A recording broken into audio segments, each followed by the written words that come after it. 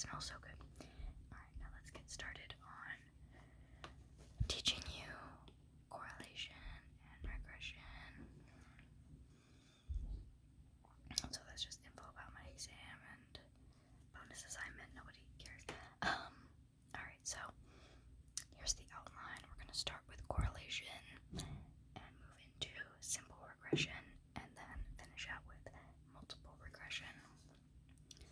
So let's just start with this preliminary example. So suppose that LA Electronics has 700 retail stores that sell electronic equipment of all kinds.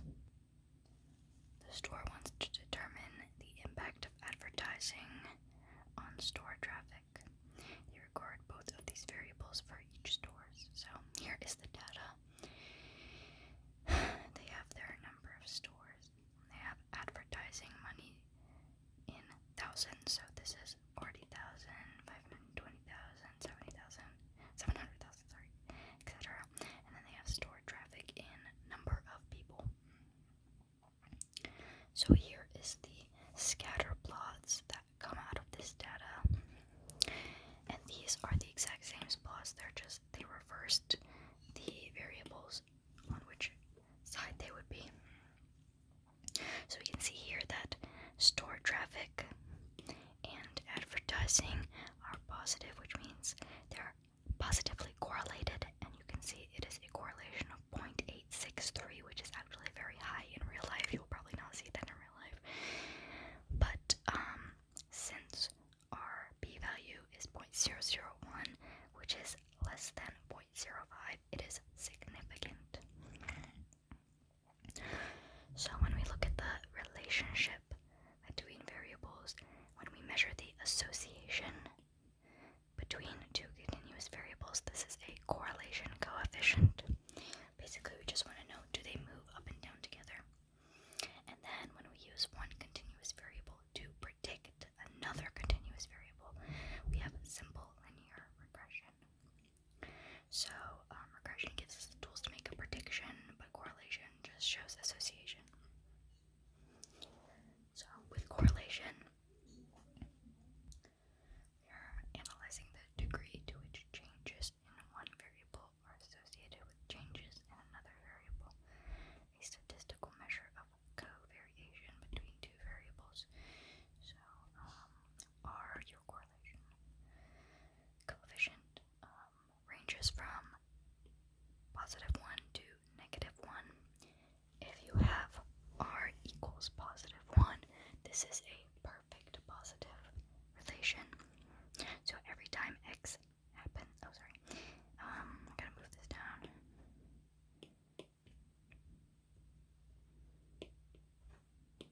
There we go. So it is perfect positive correlation. Every time X moves up, Y moves up as well. If R equals negative 1, you have a perfect negative relation. So every time X happens, the opposite happens to Y. And if R equals 0, you have no relation. So these perfect ones pretty much never happen in real data. Alright, now let's move on to simple and multiple regression. Let's talk about the simple / bivariate regression first. So simple regression analyzes the strength of relationship between the dependent and independent variable that are both continuous. So the y variable to be described is the dependent variable, and the x variable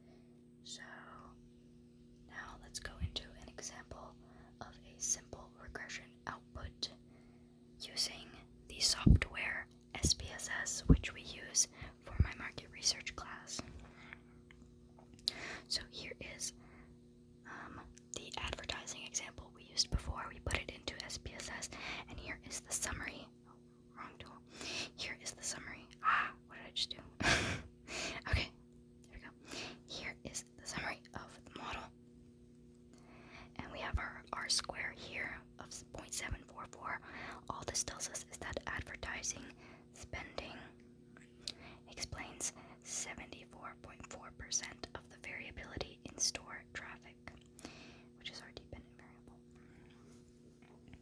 And then we have our ANOVA output, which shows us significance of the model.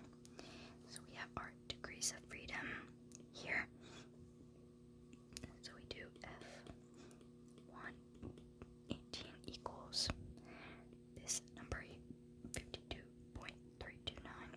and the p-value is less than 0.05, meaning that the overall model is significant, indicating that the IV advertising spending does a good job predicting the TV store traffic. So just to reiterate, this is just simply telling us if the model is a significant predictor. So for this first part, our null hypothesis is that it is not a predictive model, and our alternative hypothesis is that it is a good predictive model. And because our p-value is less than 0.05 and it is significant, then we know that the advertising spending is a significant predictor of store traffic. So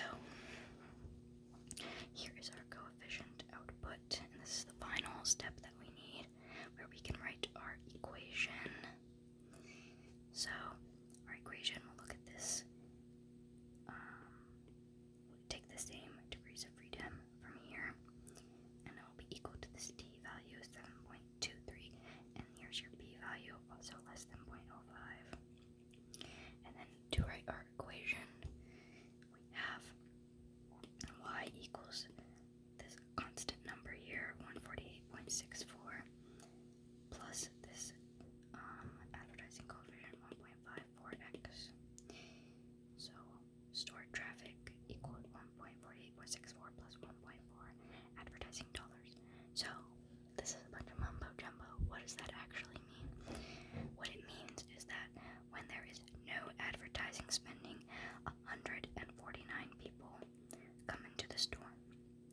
What it also means is for every additional $1,000 spent on advertising, because remember, our advertising is in the units of thousands, the number of people coming in the store would increase by 1.54. So what is the difference between correlation and simple regression? Correlation simply summarizes the degree and direction of association with a single number. Regression generates a mathematical function. Sorry, I had to pause again.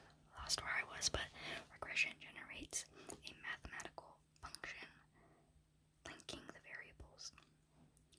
Regression has independent and dependent variables. Correlation does not make this distinction. And regression can be used for predictions. Correlation cannot. Alright, now finally, let's move into multiple regression. This is the, so we start with the model, the multiple linear regression model. This is the procedure for predicting the level of magnitude of a dependent variable based on the levels of multiple independent variables. So our distinction here is that we have a single dependent variable and multiple independent variables. So why would we have multiple independent variables in the same model? Well, this mimics reality. In life, multiple factors affect an outcome together. And also for statistical control, because when there are other variables in the model, they are statistically accounted for, making predictions more accurate. What else can we consider? We can consider multi-collinearity, adjusted R-square, and categorical independent variables, and we'll get there. Alright, so here is our same advertising and sales thing, but now we're going to add sales force onto there in addition to advertising spending. So our dependent variable is sales, and our independent variables are ad force and sales force. Sorry, ad spending and sales force. So here is our model summary. We have our R-square of 0.982, which is very highly correlated. But even though they are very highly correlated, we see they are not significant because both of the p-values are less than 0.05, or greater than 0.05, sorry. So if the independent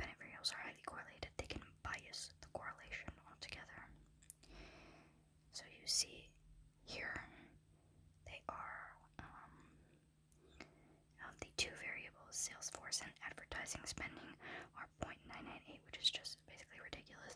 So we want to check for collinearity. Basically, any correlation above 0.4, you want to check for collinearity.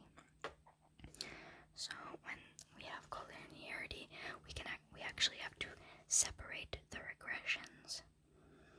And then once we separate them, we can see that we are back to having a significant p-value. So multicollinearity, just to recap, is when your x's are highly collinear with each other.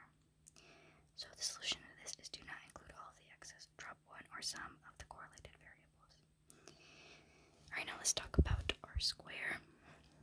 So R square increases as more independent variables are added, but you cannot decrease it as more independent variables are added.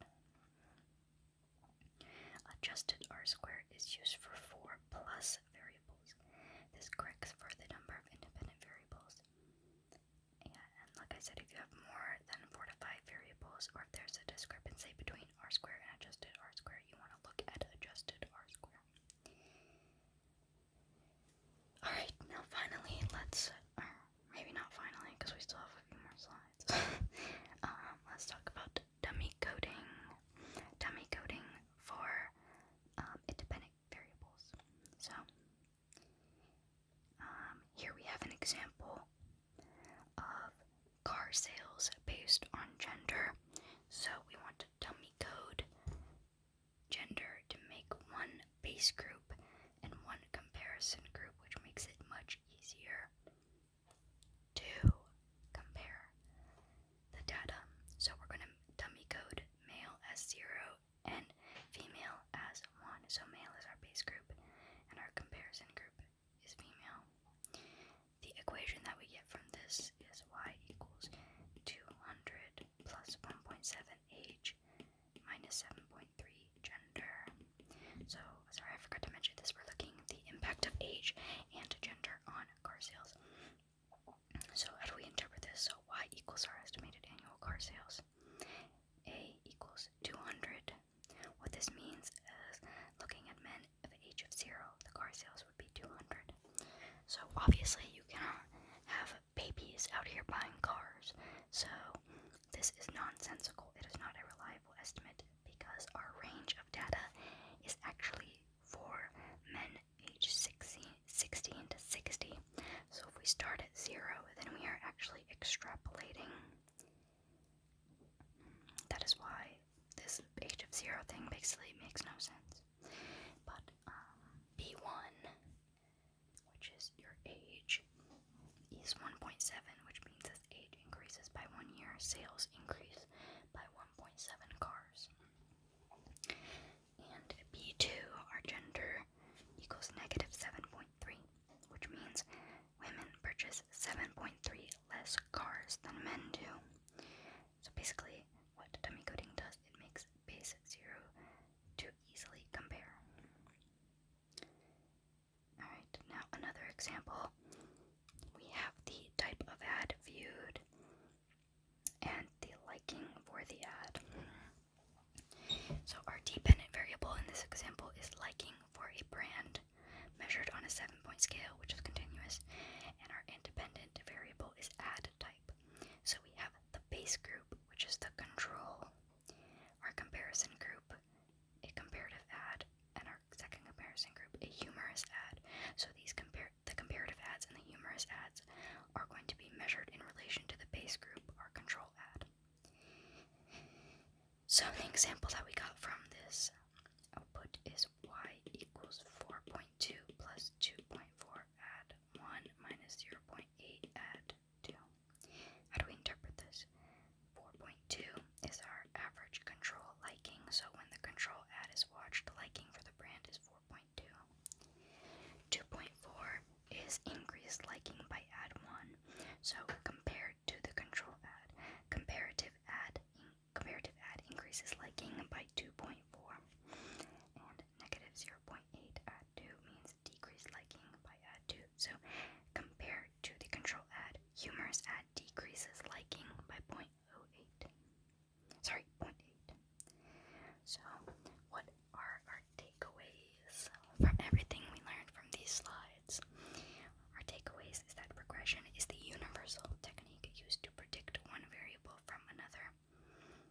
estimates, which other methods cannot do. Other methods such as t-tests, ANOVA, chi-square, etc. Managerial implications arise from the size of the slope coefficient. We want to make sure our adjusted R-square is high before using the equation. When interpreting coefficients, we want to make sure that we are not extrapolating beyond the range of our data. We want to remember that interpreting the intercept might not always lead to meaningful insights. And before running multiple regression, make sure to check for multicollinearity. Alright, now, when interpreting a regression output, so this is the example that we did in class that related to my lab. So these are just some supplemental slides from the actual lecture. So when interpreting a regression output, we want to evaluate the model first, and then evaluate each variable in the model. So when we evaluate the model, we state the fit of the model, which is our R-square. We state our formal hypotheses for the full model with all the variables in it. We write out our statistical conclusion for the model, which is the F statistics, and indicate whether it is significant or not. And then we state our technical and managerial conclusions. And then after you do the fit of the model, you do each variable in the model. You're going to state your formal hypotheses for each variable, write out the statistical conclusions, t-test statistics for each of the variables, and indicate whether they are significant or not. And then we're going to state our technical and managerial conclusions. So this is the example that I did in class that relates to the lab. Does low self-esteem depend on spending more time on TikTok and body image issues? So, like I just said, we're going to start with our model summary. So here's the output from SPSS that we got using data about TikTok and body image, and self-esteem, etc. So our R-square is 1.125, which means body image issues and TikTok usage explain about 12.5% of the variability in self-esteem. Our null hypothesis is that body image issues and TikTok usage is not a predictor of self-esteem, and our alternative hypothesis is that body image issues and TikTok is a predictor of self-esteem. So, like I said, this is just for the model. Is the model predictive? When we get our ANOVA output here, we have our degrees of freedom, 2 and 575, and there should be a comma, not a period, equals 41.159, with our p value being less than 0.001, meaning it is significant. Thus, we reject the null hypothesis and conclude with 99.99% confidence, and that number just comes from 1 minus 0.001, our significant value. 99.99% confidence that the model, including the body image issues and TikTok usage, is a good predictor of consumers' self-esteem. Here's what we write out for our technical conclusion.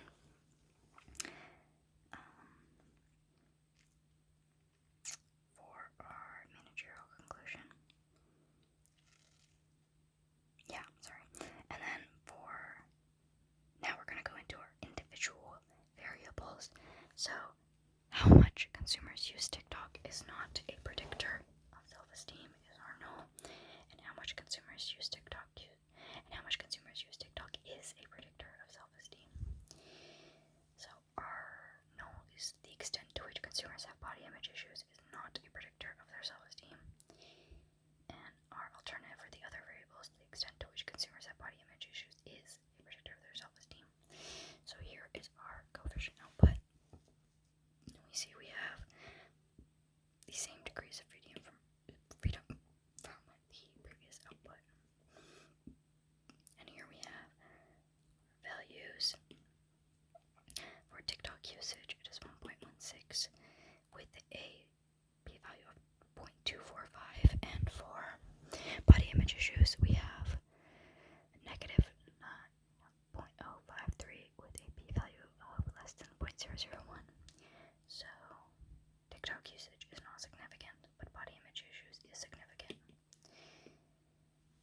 Thus, we fail to reject the null and conclude that TikTok usage does not predict self-esteem, and we reject the null and conclude with 99.99% confidence that body image issues predict self-esteem.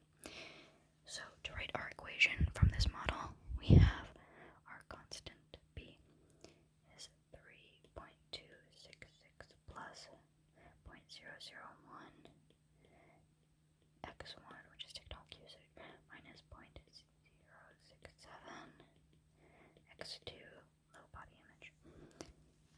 self-esteem equals this minus this. Okay, what this means is when a consumer uses no TikTok and has zero body image issues, the self-esteem will be 3.266. And this is actually not a meaningful prediction because zero was not an option for body image scale. And then to explain it, the other half, for every individual point increase in body image issues, self-esteem decreases 0.067 points on the 5-point scale. Alright, so that is pretty much it. If this makes 0 sense to you, that's okay, because this is like the final lecture of my advanced research class, so like, babe, it barely makes sense to me, so, hopefully I do good on the exam. Hopefully you guys liked this style of video. I love watching people, like, explain physics on their